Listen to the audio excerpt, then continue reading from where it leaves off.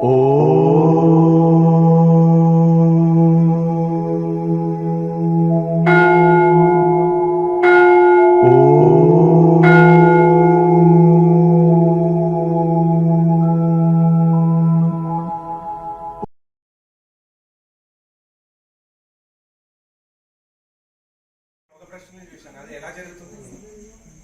అనేక జన్మల సంస్కారం చేస్తారు. రామకృష్ణ పరమహంస ఆ శివ సాధన చేస్తున్నారు.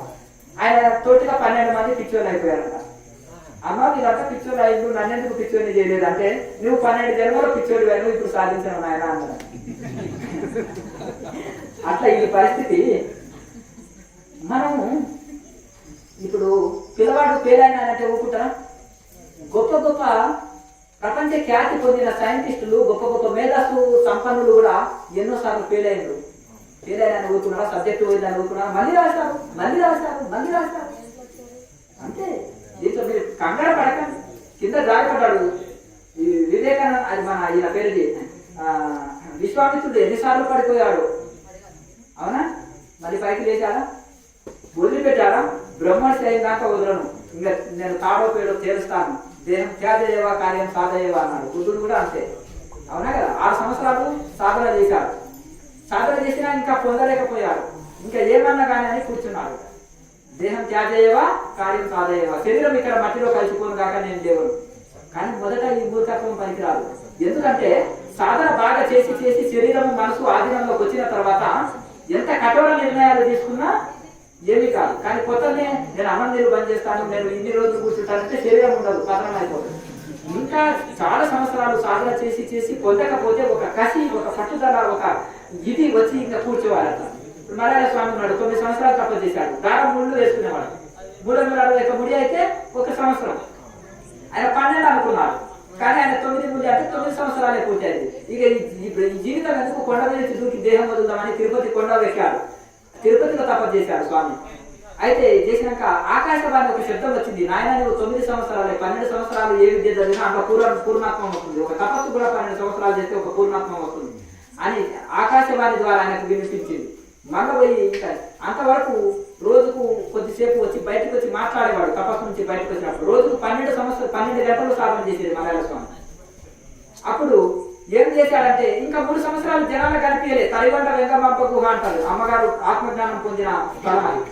గుడి తిరుపతి దేవాలయం నుంచి కొండ మీద తిరుమలలో 15-20 కిలోమీటర్ల అడవిలో ఉంటుంది. సింహాలు, పులులు ఉంటాయి. ఇప్పుడే పులులు ఉంటాయి, ఆ కాలంలో ఇంకేముంటాయి చూడండి. ఎలుగు బంట్లు, పులులు బ్రహ్మాండంగా సంచరిస్తుంటాయి. ఆ అరణ్యంలో జనాలకి కనిపించకుండా అంతకు నెలకు ముండనం చేసుకునేవాడు, గుండు చేయించుకునేవాడు. అప్పుడు జుట్టుని కూడా వదిలిపెట్టేశాడు. ఇంకా ఆకులే తింటూ తపస్సు చేశాడు. 3 సంవత్సరాల కఠోర తపస్సు చేసినాక ఆత్మజ్ఞానం పొందాడు.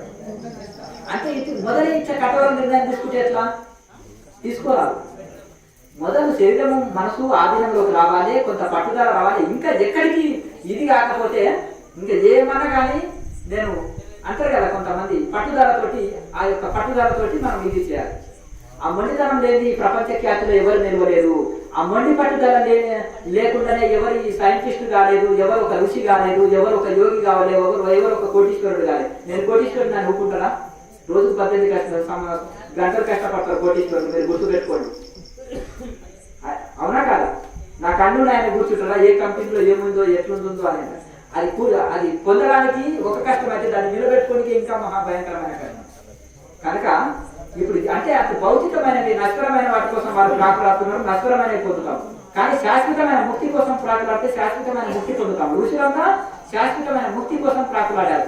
వాళ్ళు తరించిన తర్వాత లోక శ్రేయస్సుకని వివేకానంద స్వామి, దయానంద సరస్వతి, మలయాళ స్వామి లాంటి వాళ్ళు వాళ్ళ శరీరాన్ని పట్టించుకోకుండా కూడా వాళ్ళు లోక శ్రేయస్సు కోసం, ఎవరికి లాభం? అది లోకానికి లాభం, లోక కళ్యాణార్థం కోసం చేశారు. కనుక ఈ లోపల మనం లోక కళ్యాణార్థం అని వెళ్తున్నాం అనుకోండి, ఏమవుతుంది? ఏమి చేయలేము. మనం ఆత్మజ్ఞానం పొందిన తర్వాత లోక కళ్యాణార్థం అని పోతే 1,00,000 మంది చేయలేదు, ఒకరు చేయకపోతారు. ఏది ఎంత బరువు వస్తుంది? మన చీమ రాకుండా మనకు ఏం కార్యాలు చేయగలుగుతాం? ఒక ఇసుక రవ్వని, ఒక చిన్న చక్కెర రవ్వ ఉంది కదా, పంచదార రవ్వని పోసే వరకే దానికి చెమటలు వచ్చేసి దగ తీస్తుంది. అది ఏనుగైతే పెద్దది, ఎంత పెద్ద ఆయన పెద్ద వృక్షాన్ని తొండంతో పెరిగి పక్కకు పెట్టేస్తుంది. అంటే ఏనుగు లాగా ఒక శక్తిని, అంటే ఆ ఋషులందరూ కూడా ఏనుగు లాంటి వాళ్ళు. అంటే ఒక శక్తి, బలమైన శక్తి ఉంది కాబట్టి మహత్వ కార్యాలు చేశారు. అప్పటి వరకు ఏం చేయాలి? మనం రెక్కలు వచ్చిన దాకా ఏం చేయాలి? రెక్కలు వచ్చిన దాకా ఏం చేయాలి? తల్లి సంరక్షణలో ఉండాలి. తల్లి ఆహారం పెడుతుంది. రెక్కలు వచ్చిన తర్వాత రెక్కలు వచ్చినాక ఎగిరిపోతాం. ఈ లోపల ఎగిరితే కింద పిల్లు నక్కలో కుక్కలో తినేస్తాయి. కనుక ఒక ధ్యానంలో ఒక దివ్యశక్తి సంపాదించుకున్న తర్వాత అప్పుడు లోక సేవకు నడుము గట్టు 80 లక్షల మంది వస్తారు.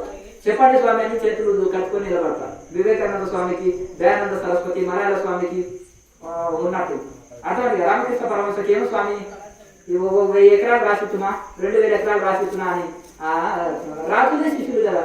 మరి ఆ కాలంలో అన్నారు బ్రహ్మంగారికి కడప నవాబు ఏం చెప్పారు? 80 ఎకరాల 2000 ఎకరాలు రాసిస్తాను స్వామి అన్నారు. నాకెందుకు నాయన సన్యాసి? అంతేనా కదా? ఇది అట్లా బ్రహ్మజ్ఞాని లక్షణం. అది ఈ విధంగా ఇట్లా ఇది ఉంటుంది. కనుక ఇది మనం ఆ స్థితి అందుకున్న తర్వాత ఎక్కువ మహత్తరమైన సేవ చేసుకోగలుగుతాము. అప్పుడు చిన్న గడ్డి కోసం ఈ పక్క ఆ పక్క పెట్టడానికనే చాలా కష్టమవుతుంది. వాళ్ళు అవలీలగా చేసిపోతారు పెద్ద పెద్ద పనులు. అవునా కదా? జేసీకి వస్తుంది, ఎత్తప్పుడు ఇటాచి వచ్చిందంటే చూడండి కొండలని ఎక్కడిదాకా ఇది చేసిపోతుంది. అట్లా ఉంటుంది. అట్లా అందుకని అప్పటి వరకు మనం ఏం చేయాలంటే మనము ఋషులు అంత పెద్ద మహత్తర కార్యాలు చేసిపోయారు.